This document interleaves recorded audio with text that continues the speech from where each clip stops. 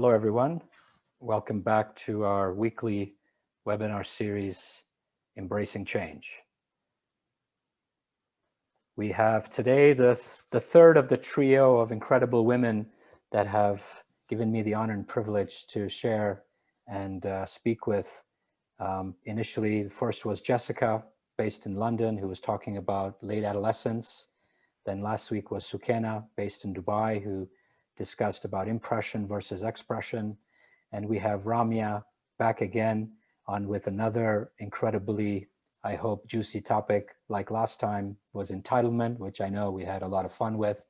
Today it's managing great expectations. So whenever we speak to families and especially the advisors, we ask them, we said, what work are you doing with them to help support them in terms of their state of being? And in that, we talk about imposition, we talk about expectation, and we talk about judgment. So today, obviously, we're gonna refer and discuss expectation. So first, welcome back. Thank you for the honor and privilege to have this conversation. Thank you. Really, really kind of you to be here. And what does expectation mean? Where does it come from? What does it mean? And in what realms, are we talking about? So, Faisal, such a good question, right? And I think it's important to set a certain definition for this conversation in particular, because as you and I both know, having worked with family and also just generally being maybe also entrepreneurs and people with a lot of demands on our lifestyle, our careers, but also in private life, we deal with expectations every day, but we rarely, I think, stand still and think about what it actually is and what it actually means and what kind of a role it plays, right? Like in the way that we take decisions, in the way that our, relationship dynamics pan out. So as far as I'm concerned, and I think this is pretty much supported in general, expectations are basically a set of beliefs, hopes, feelings towards something coming about. So it's not necessarily a fact. It's not necessarily a truth. You'll tell me now that it can become a truth if you believe in it enough, but then that's true. But I think this is important for the premise of this discussion, is that when we talk, it's primarily a feeling and it's primarily a belief. And so it doesn't always have a very tangible nature. And I think that's also what sort of makes this conversation one where there needs to be a lot of focus on clarity of expectations and their origin and where that origin lies, external or internal. And so I'm looking forward to that part of the discussion, because I think a lot of the negative associations with expectations come from a misunderstanding as to the origin of the expectation. But more broadly speaking, I think that's what it is. And I think that it's maybe, to start it off in a different way than maybe was expected, we called this Managing Great Expectations, with a little hint at one of my favorite books and authors of all times, Charles Dickens's Great Expectations. And I think why we did that as well is because that story went terribly wrong. So the protagonist obviously, it messed up his entire life based off of, misplaced expectations and misalignment with his own expectations with himself. But maybe to start this conversation, I was wondering what your stance is on this, Faisal. But I actually think that expectations can have a very positive role in our lives. I actually think that having expectations from oneself and also other people having expectations of us can be a very positive driver towards, achieving more than we thought was possible. And I think so also to just not only see this as a negative conversation, because I sometimes feel like it has a bit of that negative connotation now, where it's like, oh, there's a lot of expectations on me. That's what I hear most when I also talk to other family business members. But at the same time, I also think like, yes, but it can also be a driver if it's set up in the right way, shape, or form. And I wanted to ask you how you've experienced maybe like sort of expectations positive way for you in your life, and then expectations that turned out to be more negative. Yeah, so I agree 100%. It's a belief, it's a hope, and remember, and reality, and what happens is it becomes your truth if you believe it enough and hope enough, right? So the question is, where's the origin? Let's start with the origin, right? So there's spoken, there's unspoken, there's hinted upon, right? There's all these different forms, right? Mm-hmm. So I'll give an example of, for example, my own example, which I share in the book. So my father would make comments and fun of people who work 9 to 5.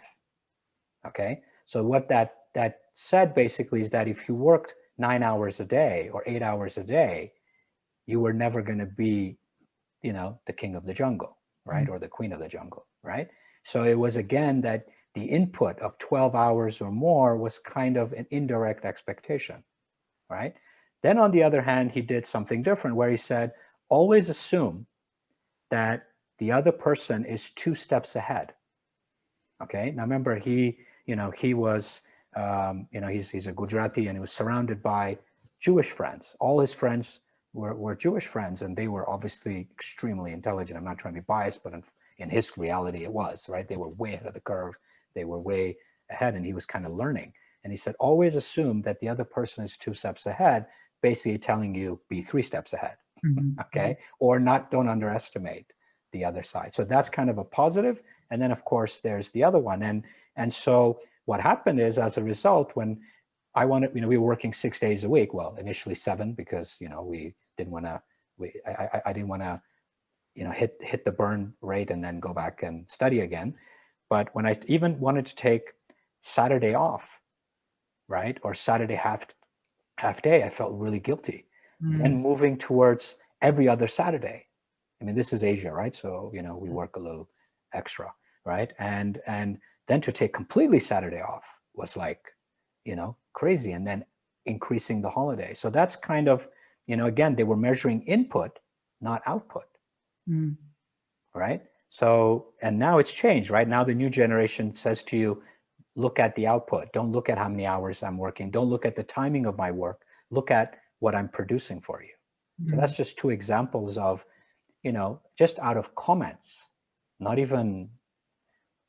I love that you started with the parent example, to be honest with you, because I have this firm belief. So if we talk about the origins of expectations, I don't think we can get around the discussion of the circumstance of your birth, because that's really, I mean, what family you're born into is entirely out of your control. Like, like for me, like I know a fair bit about expectations, because it's getting at me from all angles, like millennial, female, mixed race, immigrant background, etc. in a foreign country, all types of different levels. But the earliest expectations are naturally set by the fact that, wanting to please your parents. And now I think that dynamic is really interesting. So parents who have expectations have an impact. Parents who don't have expectations are sending a message.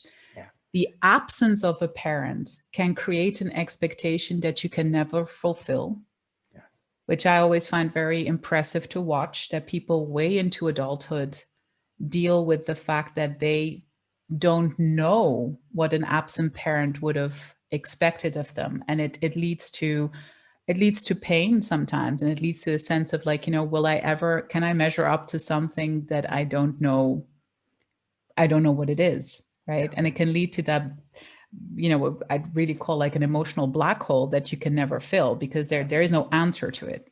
And you'll never know, even if you'll never know. And so I think, so for when you look at it from a perspective, if we take the hypothesis of a family that eventually, of you being born into a family where there is, common wealth management, say, like, or there's like a legacy at stake, or there's a business at stake, or something like that. So which means that the family's dynamics are not just put to the test by the usual family dynamics, which generally also put to the test by the fact that you are operating together in a context where performance, work, etc., become a real talking point, like a real discussion point, and a very measurable, very visible discussion point. And so what I've seen by the families that we've interviewed over the years, and we've interviewed hundreds, of course, and we've seen so many different cases, there are these very different types of personalities. You have those personalities that are born into these big legacies. And I'm talking big legacies like you have an an ancestors hall of paintings full of people, like hundreds of years, right? Like that are looking down on you, expecting you to be the next.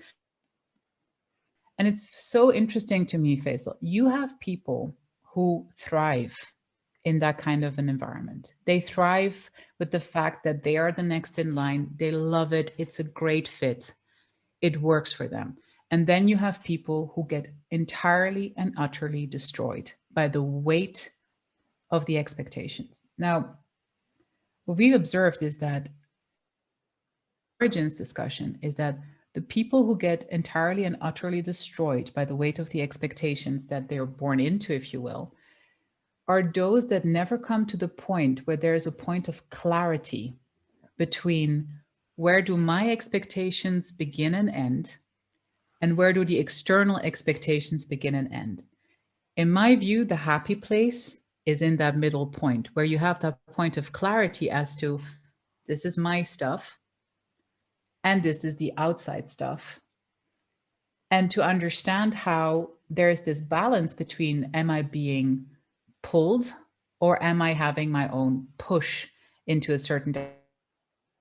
Such an instrumental element to whether you are happy in, you know, in the circumstances that you are, or whether you're happy with the people that you have around you. So that's like one big observation that we've seen, is that clarity as to the origin of expectations that we feel are there and that we sometimes don't even question. They, you know, we walk around with and sometimes years and years, and we get older and we never second guess whether that expectation was actually ever real or not, or whether we made it up, right? So I don't know what your experience has been around that, but that's really what we've observed, and it's been really fascinating to see. No, I mean, I can tell you a story.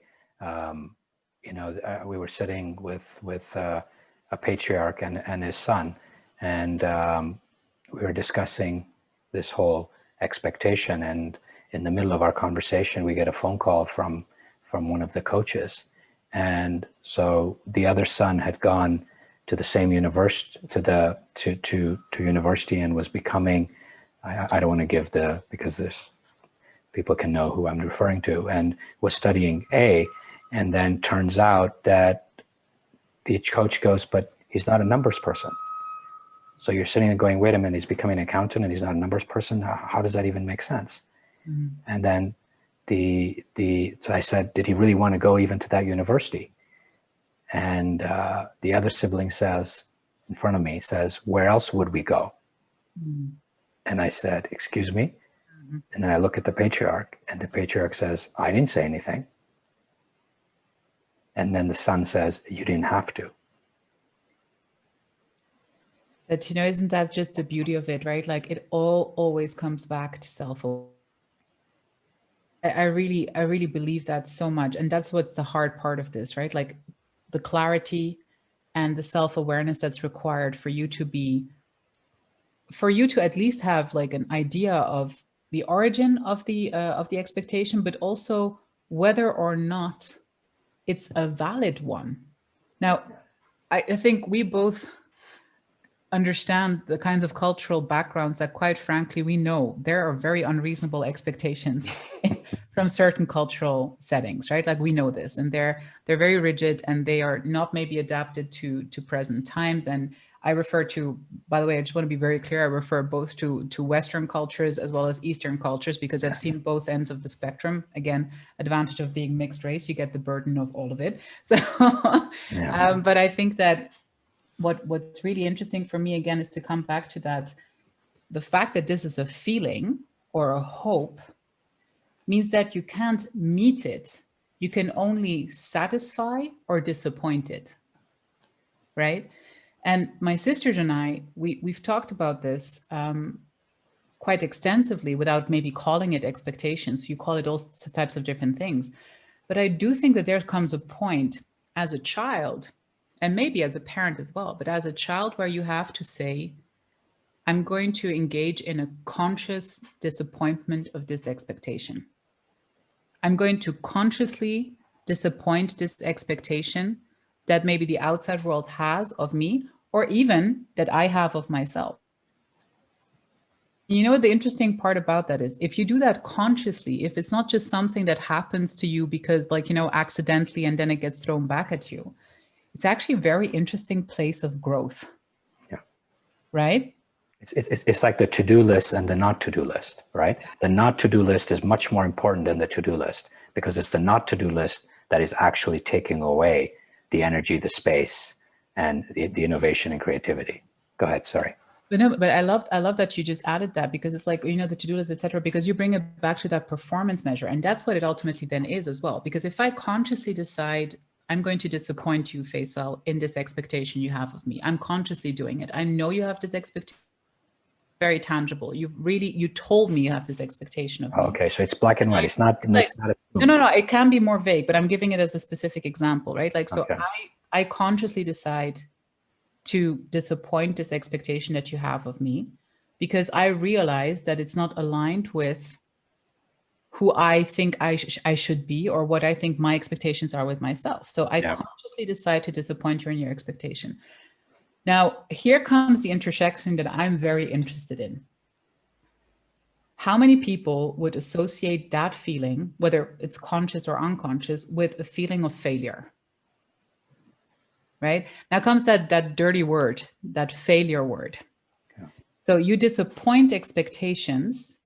Do you associate that feeling with the same feeling as if you have failed? Right?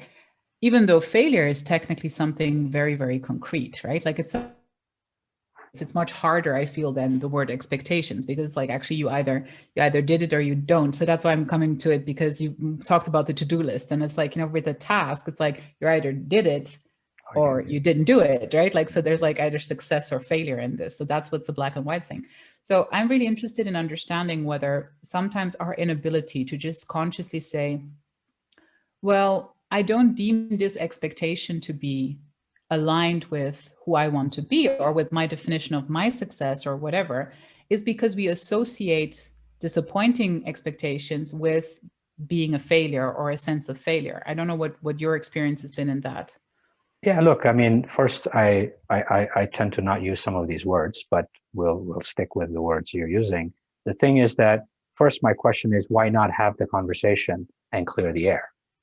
Okay, now if I don't have the capacity, or I'm not, you know, even if I don't have the conversation, I'm going to have to deal with the aftermath anyway, right? But obviously some people will not have the conversation to consciously say, I am actually going to choose not to do that, right? Now, again, it could be, let's say, your parents or your sibling or whatever, but if it's a society at large, like for me, you know, until I ended up with stage 3 cancer, I continued to choose to meet the expectations that were society's definition of success. Mm-hmm. And at that point, obviously I was in an absolute place of surrender. I said, enough is enough.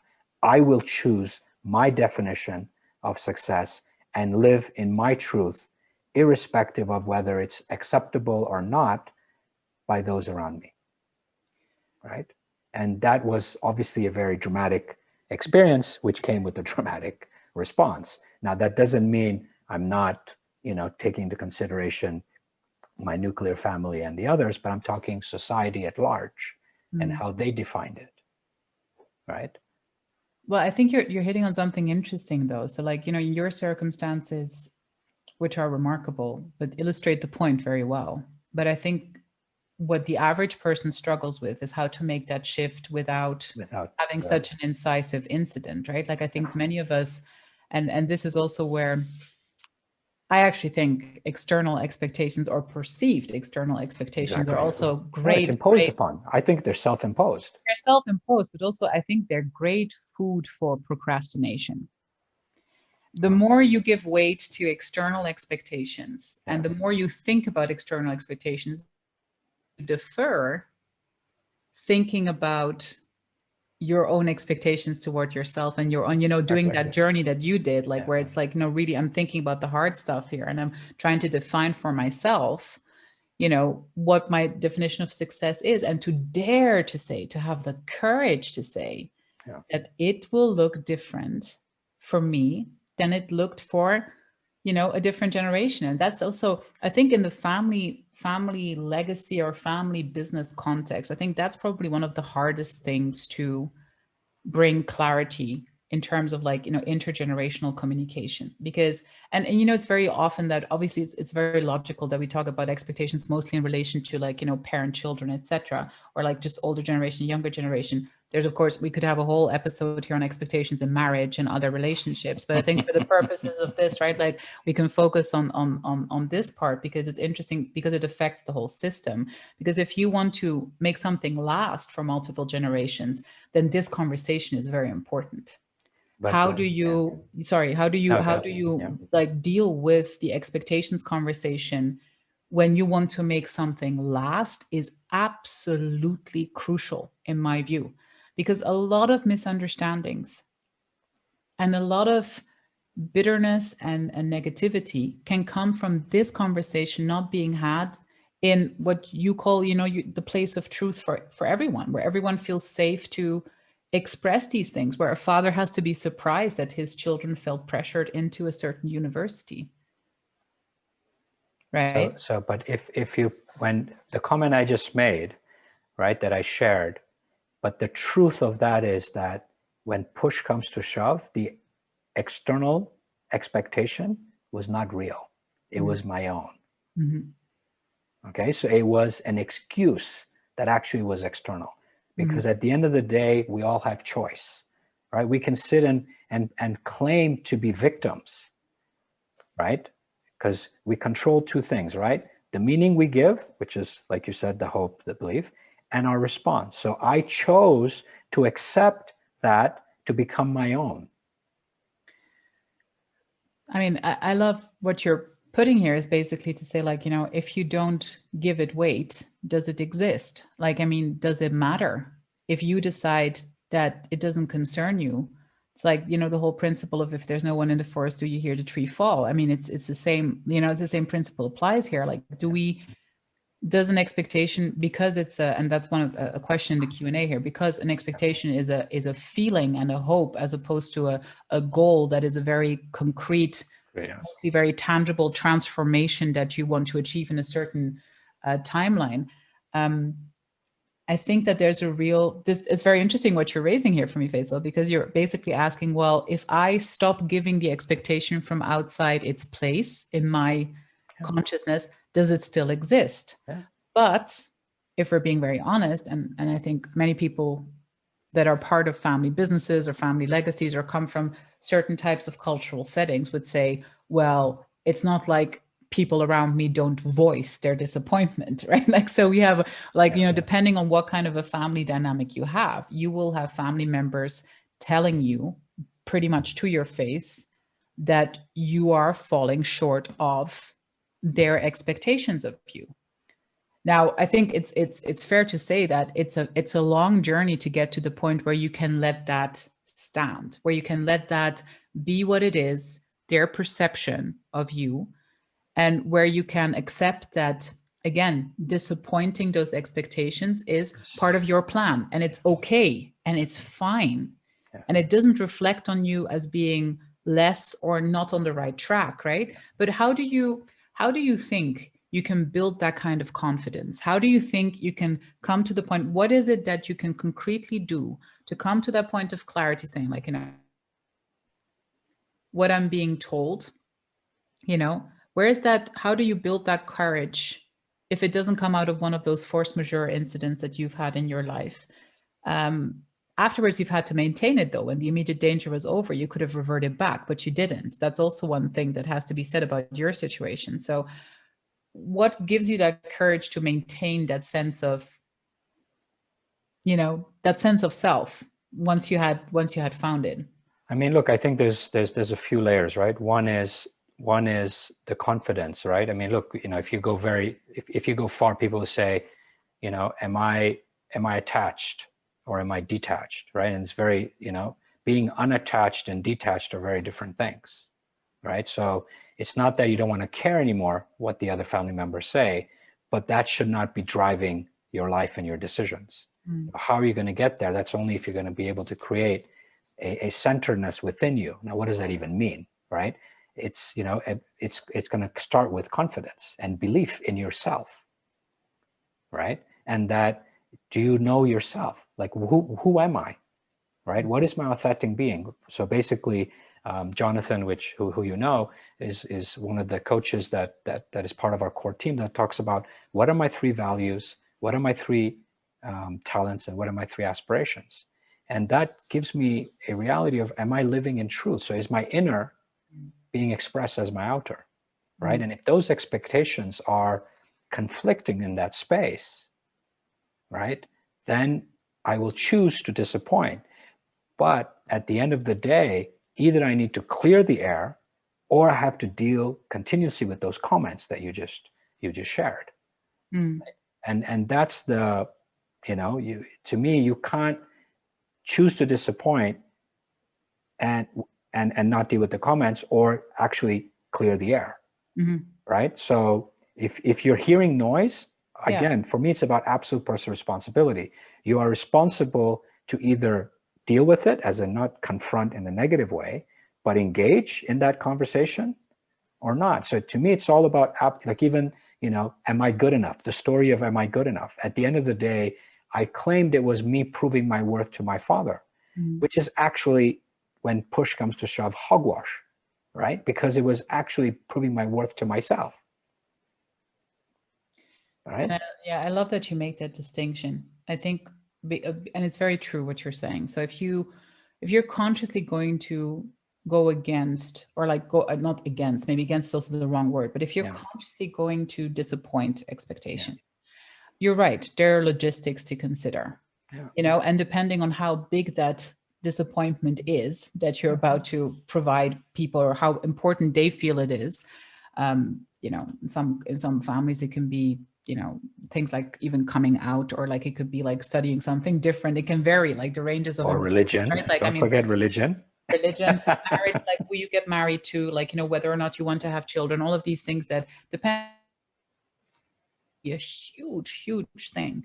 So of course I agree with you, like, first steps first, like, be clear about why it is that you're going to be disappointed in this expectation, and understand where you're coming from yourself. And then you're right, there are logistics. You're part of a system, whether you like it or not. Yes. That's the fundamental burden or privilege that we're all born into. You're part of a system, and you have a pre-appointed role to a certain extent, to the extent where that role does not infringe on you being true to yourself. And I think that's where the difficult conversation comes, though, because you have to come to a point of clarity where you have the courage to face whoever has the expectation and explain it to them without being petty, self-pitying, or complaintive or accusatory. That's the difficult conversation to have, I feel, because as you said yourself, and you've come to that conclusion where you said, like, well, in retrospect, it's probably a valid assumption that your father wanted you to be successful by his own definition. But you're right, you chose to act in accordance. Yes. We can never know what your father's reaction would have been had you chosen to go about it differently. And just become a doctor. And just become a doctor, yeah, exactly, or whatever, right? Like we can't. I could have turned it into a business and still made it all work out at the end, right? The blood will tell in the end. Like, it's like like the DNA can't be eliminated. But so I think, so for me, that's like, and it's a big thing to do. But I also think that it's necessary maybe to practice. Honestly, I think, like, a lot of people, and you said it so before yourself, and I think that's important to say, like, look, expectations, whether you're suffering from external expectations or from your own. I personally have, for instance, enormous expectations of myself, which can also be a huge struggle. So no one puts more pressure on me than I do myself. Basically, I have that kind of character, which is a burden in itself sometimes, right? Like, so, but I think when you have big things, I always say, like, be smart, because it's like sports. It's like anything that you have to learn. Start with smaller things. Yeah. Start disappointments or doing things differently at a smaller scale, because it's weird what happens to people's perceptions, even if you start with something very small. Say, like, you started with something like, well, you're going to be the only person in the family who exercises, or you're going to be the only person in the family who takes 2-day weekends, or you're going to be the only person in the family to bring up certain topics of conversation. Now, these are in themselves potentially small disappointments of expectations of your family or your environment, because they expect you to fit. They expect you to be a certain person that validates their existence as well. Exactly. So I always say, like, and I mean disappointment here in the most positive possible way, because I feel like it's a choice. You're just making a choice. I think You're making a disappointing choice that doesn't align with somebody else. That's it's it. an excellent thing. It's where you grow. Like, Yes. disappointing expectations is very, so you should actually, if I may be so bold, you should probably habitually try to disappoint expectations. But I think that there are scales, right? Like, there are scales, there's like sizes of it. For me, like, I look at it from maybe the entrepreneur's mindset. You know what's really funny about being an entrepreneur, Faisal? You defy and disappoint expectations, the more people celebrate you. It's a very counterintuitive Exactly. thing.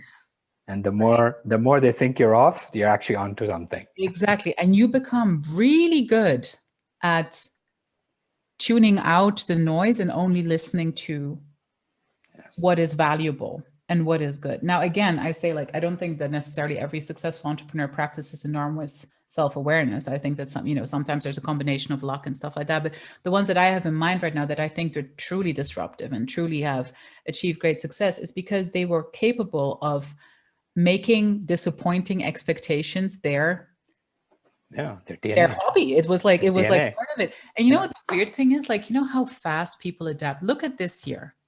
Pandemic, right? Like, COVID-19, etc. I marvel at the human ability of adapting to new realities.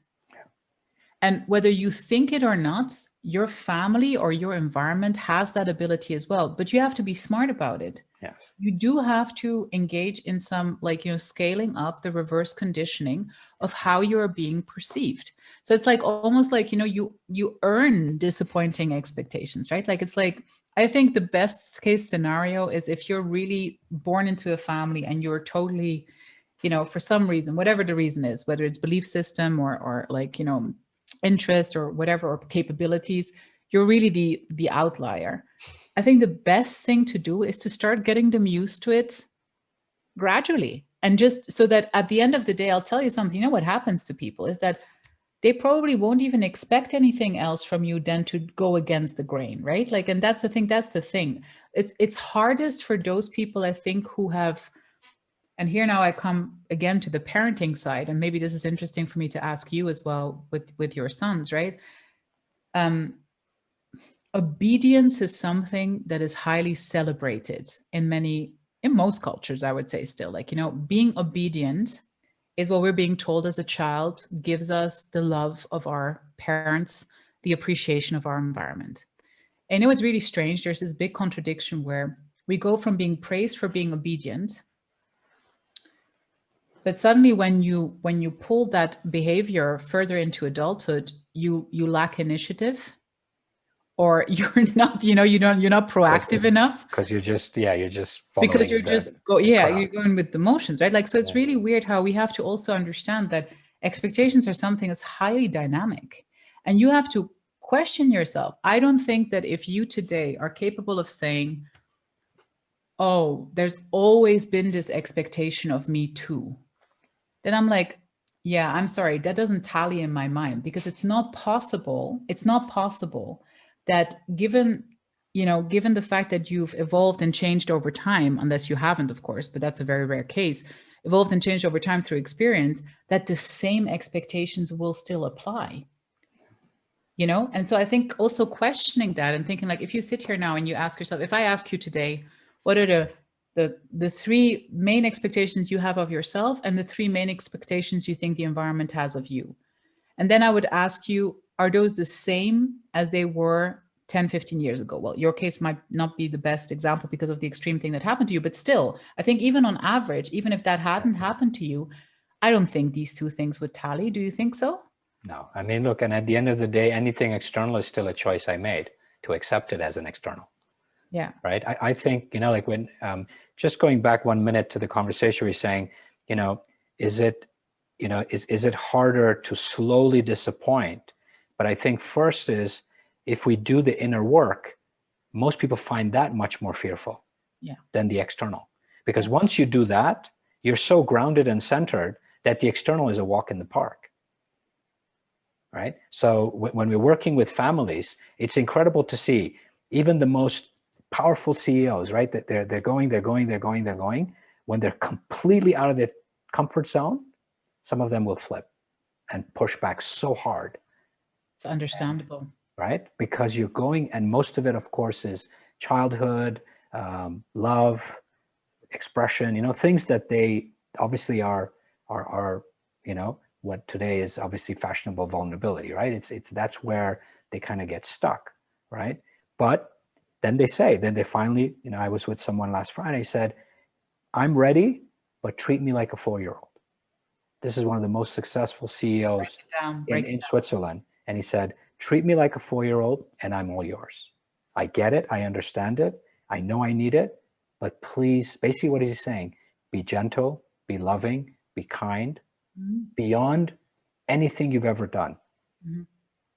Right? And it happened. I spent. That's high self-awareness in itself, right? Like to be able to say that, to be able to, not come from a point of pride, like I can take it, but actually already admitting to the fact that, I'm not going to be able to handle this unless you do it a certain way. I mean, that's amazing. So coming back to your question of the 3 and 3, yes, I mean, but I still believe we need to empower ourselves and take responsibility, right? And coming in from that space, when you say expectation, like you say, you have a huge expectation of yourself. Now, would you do that to someone else, right? Would you put that kind of expectation on another? So are you remembering to be self-caring and self-loving when you do that? Or not? Because if you wouldn't do that, put that on someone else, like this is asking you even, right? Why would you do it to yourself?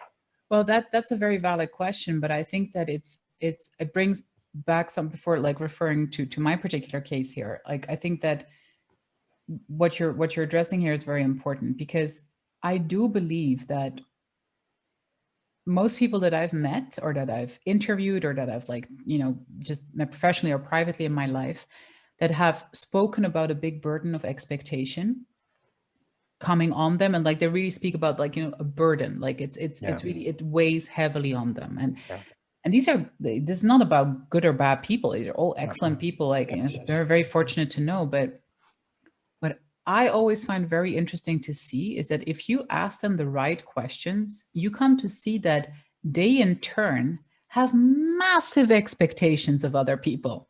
Exactly. And doing exactly that to someone else that they suffer from so intensely, right? Like, which is a typical, of course, the human controversy of how we function, is that we're not aware that the moment you break through that cycle, right? Like the moment you understand that it starts by you asking yourself, well, to put it like, I guess biblically, don't do unto others, which you would not do unto yourself. I think that principle here really applies. You have to ask yourself, expectations. Do I have my own expectations towards other people? And am I making them feel those expectations the same way that I suffer from the ones that I'm being made felt? I think that is one of the, but that's, I think, what we mean by self-awareness, right? Like, are you aware that you yourself in turn are doing it too? I mean, for me, the most fascinating thing, and actually a thing that makes me quite sad, to be honest with you, is to see some of my good acquaintances, friends, if you want to call them, I know how much they suffered under the burden of expectation of their parents, the business, etc. And they now, to see them with little kids and to do the exact same thing. I mean, for me, that really, I'll be very honest, that really depresses me, because you're thinking you have not, that's not progress. And I still kind of believe, even though it feels like humankind keeps on going in circle, I do feel like progress is possible at a very small scale. You could at least not do to your child what's been done to you. But interestingly enough, that situation then kind of triggers, I guess, a lot of that well, I've been put through it, so you should go through it as well. I'm not exactly sure what the logic behind that is. Like, It's if I've just they suffered, then don't you should as well. I they don't just don't know. know better, right? They just don't know better. I mean, take my own example. I used to get very upset and cry that my father was away 6 months of the year.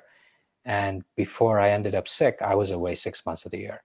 Luckily, my kids were only 1 and 3, but still, what excuse is there? And I remember when my dad had his second heart attack, he said to me, "What are you doing? You know, spend time. Because and so it doesn't. Yeah, sometimes you just do things and. Do you feel like, I wonder at something, this is really interesting. Do you feel like there's like, that everyone in their lives has like, a particular group of people, or like maybe even one person from whom the expectations emanate the most, or that they're fixated on in terms of the expectations, to the extent where they would ignore everybody else's demands on them? Like, you were mentioning your father repeatedly now. Obviously, that was a big dynamic point for you for a certain amount of your time of your life. Do you think it's always the case that there's sort of like, there might be a sort of dynamic point for someone in their lives? Yeah, there'll always be one more influencer, one major influencer than the others. I don't know about being able to block out the rest, and you'll go through cycles, right? For us in our home right now, religion is a major, a major element, right? With the kids, where we in the book, we shared, which you read, is we said there are 10 highways to God. And we went to all the different places and actually prayed in all the different realms. And then at the end, we said, God is within you, please make him or her proud and live in full expression. Now, for my mom, that's that's complete blasphemy. And, I don't want to use the other words, but What's been the most surprising thing either of your sons has said to you, in terms of that they thought you had that expectation of them and you weren't aware that you were putting that on them? Has it happened to you that they were turned around and of said, course. like, And yeah, they they turn around and say, yeah, but that, like, for example, going to the US, yeah, that they must study in the US. I'm like, no, I'm giving you, I'm saying you have the option, and I'm giving you all the options to do it, and I'm helping you. They said, no, that's what you're expecting. I said, no, it's your choice. It's your life. I'm just your baba, right? I mean, you chose me at a soul level to be your baba. So please take responsibility for that, right? Let's not throw the buck on me, right? So, you knew what you were, yeah. It's interesting because you're just taking that example again. And I do think that it's interesting when you use it as a protection as well, right? Like, so you say, like, if I claim afterwards that I just did it because it was expected of me, then it maybe mitigates a little bit when things didn't turn out the way that you wanted, right? Like, so again, it's about that clarity of like, are you actually doing it because you want to do it, or because you believe in it yourself? And I feel like we are not having this conversation enough openly, like, between generations. It's very challenging for me to watch, because it's like you have these families and their enterprises or their wealth or whatever it is that they're trying to make last, and everyone is so emotionally invested. Like, nobody, not one single family member would want it to go down the drain or wants to destroy it, right? Everyone, but there's so little tolerance when it comes to the how. Like, there's so little space to have this discussion about what does success look like? What does, what do we expect? Actually, what is our collective expectation and what is our individual expectation when it comes to how this is going to continue, right? Like, that's why there's so much talk about formulating shared values, shared vision, all of these things, because what is it but to align expectations, Faisal? It's nothing else. It's I know, but are they able to be in truth? Exactly. And This is is everyone being heard? Is everyone being heard enough? And I also think, like, being part of the generation that is probably the first generation to be this well documented in the history of mankind, because I think that's actually the only thing that's truly different about millennials, is that we gave all our privacy away because we were early adopters of the digital age. And suddenly there was all this data about our behavior, etc. But it's really interesting how I feel like this given such a skewed perspective of how different we are. And I am actually quite convinced, Faisal, that we are no more different from the previous generation than the previous generation was from that previous generation. You know what I mean? So I think that that's really, and that's then perceptions that create expectations. So if I call myself a millennial, yeah, it triggers in people. Yeah.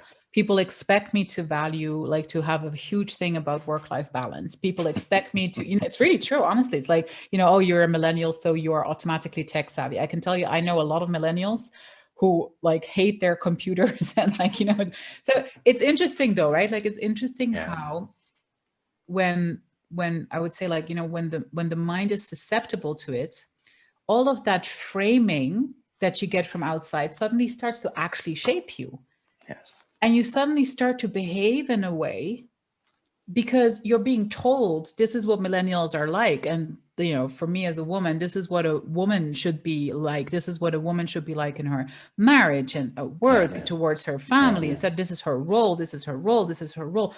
To look through that and really x-ray that and really disassociate that from what is actually my truth, like, what is exactly what you're saying, like what is actually true of all of this and what has been told me. And I think that's where we live in a very difficult age. And here I'm going to just make the connection with the technology side of things, right? Like, so it's true. And I think we need to be very aware of this.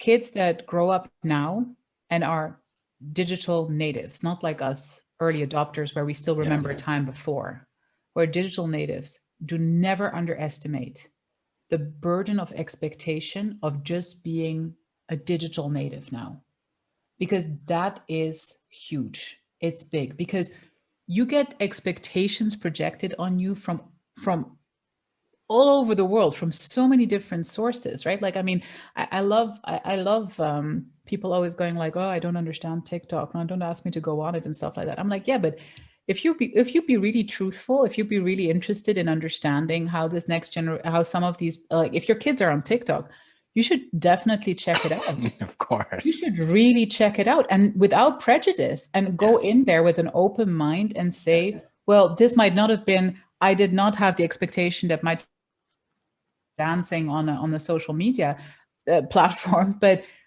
you know what I mean? Like what I lack here is in these conversations sometimes is that people, even though they know that they suffered from it themselves as kids growing up, you're still not willing to make that step with your own children. It's such a shame and it's such a waste of time. Because how will you relate, right? So the kids were playing Minecraft and the same thing, right? I went and I started asking who the top guys are in Minecraft in Hong Kong, and I found, the Mac Daddy of Minecraft, and I said, "What is this?" And in short, he was explaining. I said, "Oh, so you mean it's Lego on crack?" And he said, "Yes." So I said, "Okay, how do you become the best at it?" He says, "Well, programming." I'm like, "Oh, great, zeros and ones, perfect." So I went back home. I said, "How would you like to become the best at Minecraft?" They're like, "Of course." So I brought the people home, and in reality, they were learning programming, which obviously they knew it was, but they were interested in the Minecraft and the innovation, the creativity, the ability to live in there was obviously the other side where you blew up stuff. So they were working on servers that didn't have that capacity. But, again, going in to be able to relate. Why I'm telling the story is, can you relate to your children? Can you relate to that generation, or, maybe even above, or even in between, right? Because in my case, the gap is not, my eldest is 19 and I'm 52. So it's a gap that's a little more than, the generation, right? But I think it's also like about being very honest here. Like, I think that no enjoys the feeling of letting someone else down, and I think that we don't have to forget, like, I think children, like, you should never forget that your parents feel that way towards you too.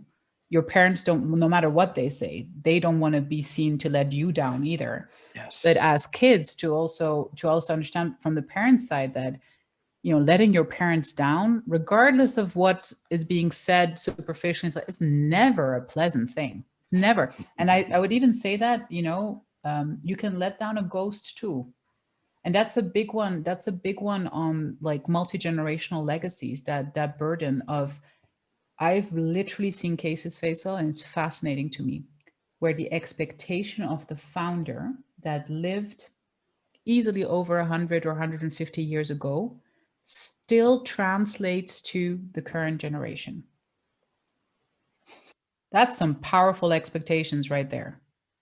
Right. And you're right. They accepted it as a truth, but multiple generations before them actually managed to carry that over.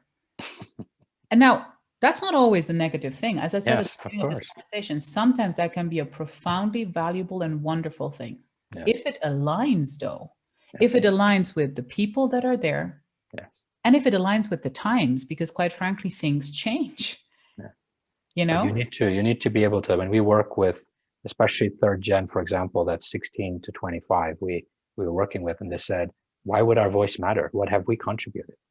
And so you need, we work with them to coach them that their voice matters, that to build the confidence to be able to speak, to be able to share, and of course work with the older generation to actually truly listen, right, and try to understand where they're coming from and what it means, and the differences, right, and how you can come where actually they're saying the same thing, they're just saying it differently, right? They want to achieve the same thing, they just want to do it differently, right? So it's having that agility and adaptability to be able to be open in that space, but then you need to have the safe space both ways to push back if needed and to share, right, as you go. There's a couple of questions. I don't know if we're this. Oh, wow. Okay. So expectations can have real consequences in some cultures.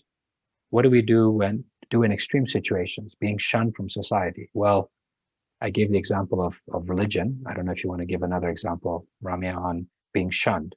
No, I just want to be mindful of that question because I understand that is a real thing for a lot of people. That's a big reality, and it's a painful one. There are, unfortunately, I know many families that there are unacceptables where if a member of the family would make certain choices or behave a certain way or make certain lifestyle choices or even career choices sometimes, believe it or not, just something as simple as a career, you would be an outlier and you would be out. And it's this, my mother calls it like, the ultimate punishment when affection is being taken away, right? Like it's this sense of like, and you don't belong to the group anymore. Yeah. Now, and shunned here is a very strong word, of course, like that refers to the actual, like, there's almost a violent expulsion, like, of you out of everything that you know. This would be like one of those cases where I would have to be very careful with what I say here, because I do not think that you can just say, well, you should just believe in yourself and you should just be in your own truth. And so, because that's asking a big sacrifice from someone, and you need to really understand for yourself how much of a compromise are you willing to make on the reality on both sides, right? So I'm, for instance, I don't believe in lying to your family, but I do understand that there are scenarios where you have to create a compromise between how far, how close can you come to your image of what you want to achieve, and what is, and I wouldn't say acceptable, what is understandable to say the family and the society, because it's just a fact, Faisal. Some families, they're just like culturally or like whatever you want to call it, or a country or like a culture is just at a certain stage or frame of mind, and you can't change that in your lifetime. But I think you can make choices. You can make choices where, again, I think I've come back to what I said initially, where start small and don't underestimate that the small things matter. There is freedom in small things, enormous amounts. People underestimate this. We talk about the big questions in life, purpose and all of these things. There's freedom in small things. And I think to start there and then to really start understanding by making these small changes and only meeting small resistance to see how you feel. How am I okay with being this much of an outlier? Am I okay with being that much of an outlier?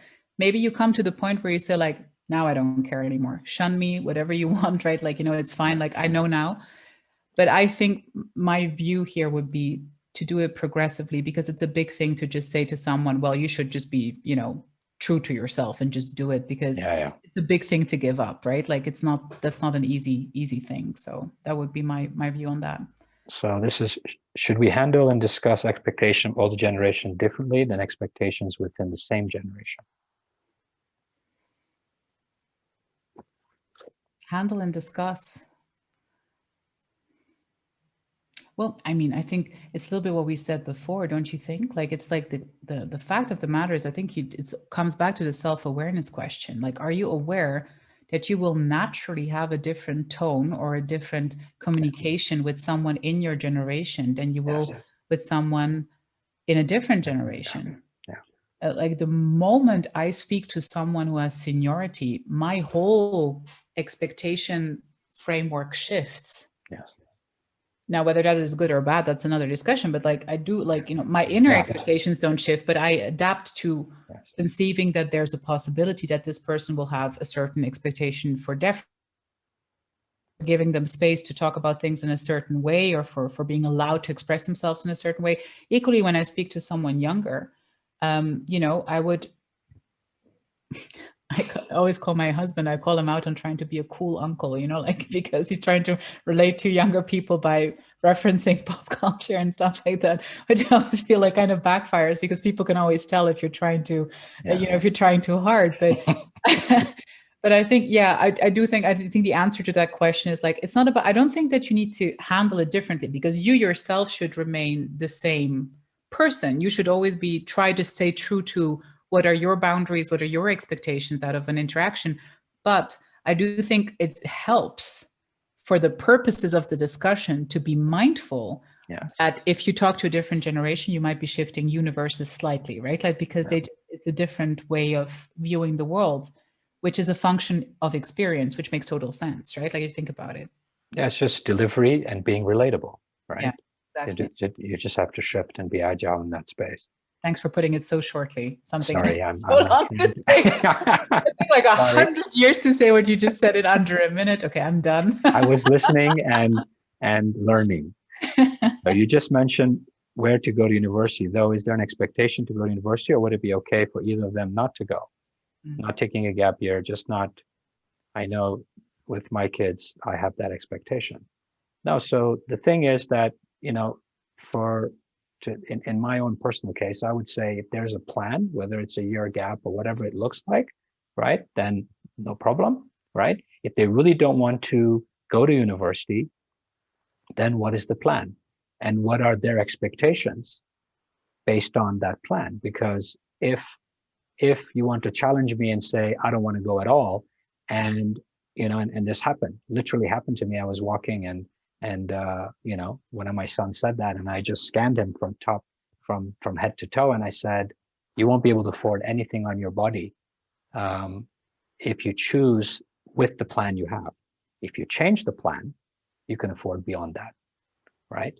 And then we went to the bookstore, bought a book, and then he made a plan, because it's easy to talk, but is there a plan, right? So it's being open to that, and then saying, you know, maybe the example of, you know, what he's wearing is not the greatest example, but I'm just saying that, you know, there's an expectation that I get to maintain my lifestyle, right?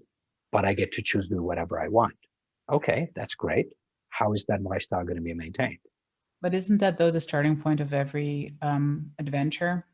Is a mismatch of expectations and what it actually ends up being, because that's where the growth lies, right? Like, I mean, if I'd had realistic expectations about being an entrepreneur, I would have never started.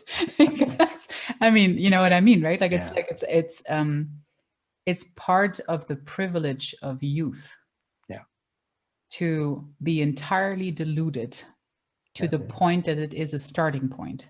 And I think people also underestimate, like, you know, there's time and there's no formula, right? Like, there's no formula of how it should be right or wrong. And there's no security in one education over another. There's only security in having a very self-confident and very happy child, I think, that loves to come home to you and tell you all about whether it worked or didn't work. I think if that's what you want, then, you know, that conversation should always be an open door, because, and I agree with you, like, it should always be an open door. And honestly, I would go as far as to say, like, even if in that concrete moment there isn't a plan, gut feeling that makes you say this? Like, you know, what, like, where does where's it coming from? idea come from? Like, you know, did you have, where's the source? Yeah. did you read something, or did you, like, you know, did you talk to someone that you admired that gave you this idea? Like, and just to understand, again, just to understand why their reality shifted, right? No, but even if you say, okay, I want to build this, I want to do this, I want to, whatever it is, right? And it's okay, because at least there's something, right? That we're, to me, it's relatable. But when you just say, I don't want to go, with no, you know, with nothing behind it, it's like, okay, then what's the alternative, right? Yeah, I think it's I would imagine it's very difficult to, and I know that my dad, my mom is the opposite of this, right? Like, so I have really the two polar opposites with my parents. Like, my father, you know, is highly, like, both of them highly educated, actually. And so I think that there was an expectation maybe, but I think my mother did something very smart. She applied reverse psychology to us from a very young age. Like, she would literally tell us she didn't care about our marks.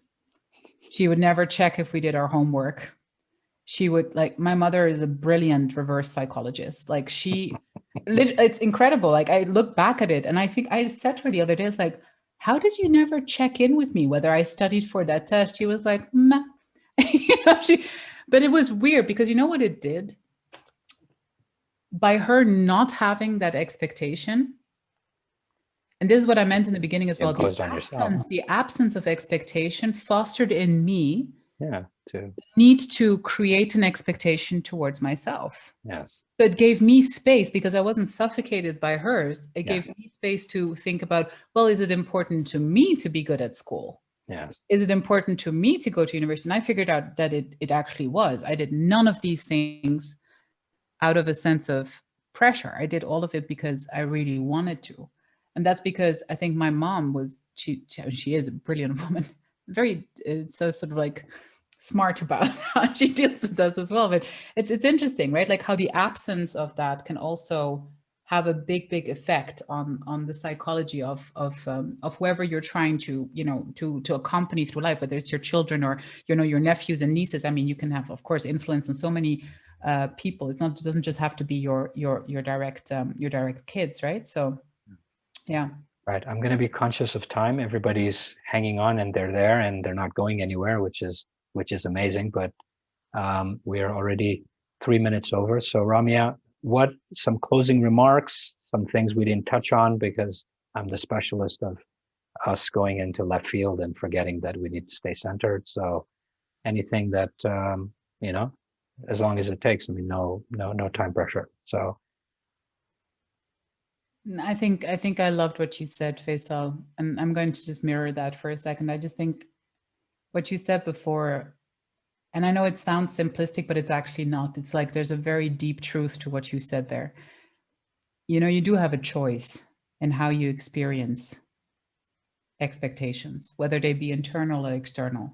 You always do. And I think, you know, there's something really beautiful about that. Because even in a moment where it feels extremely desperate, and it feels extremely difficult, and it feels extremely oppressive, I just want people to not forget that you have options and choices. And sometimes they're in the small things.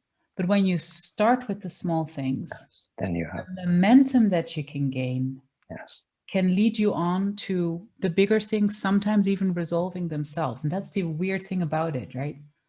The problem that we focus on, or the challenge that we focus on, or the expectation that we focus on might actually not be the crux of the matter at all. And choosing differently, right? So when you build that muscle that you just referred to, right, then slowly but surely you will be able to choose differently in moments in time where it's painful, it's unexpected, it's unacceptable, it's unimaginable, it's unfathomable. And you can choose differently and say, you know, I said, and this is one of the things I had to experience with divorce, right? This is the woman that you thought, in my case, because I'm, that you thought was the greatest gift.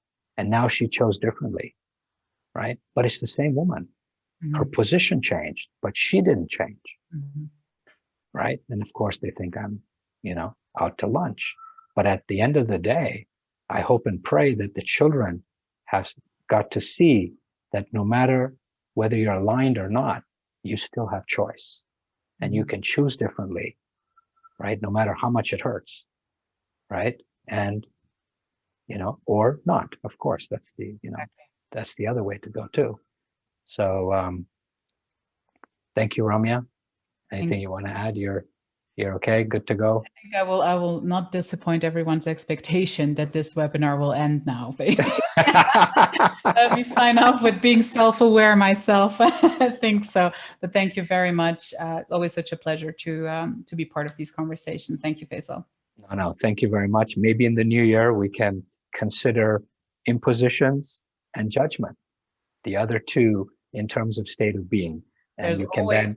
Yeah, but get the clearance from your two sisters, the compliance queen. The censorship department, yes. Yes, the censorship department. There's always 2021. That's what I keep on telling everyone now. After this year, there's always 2021.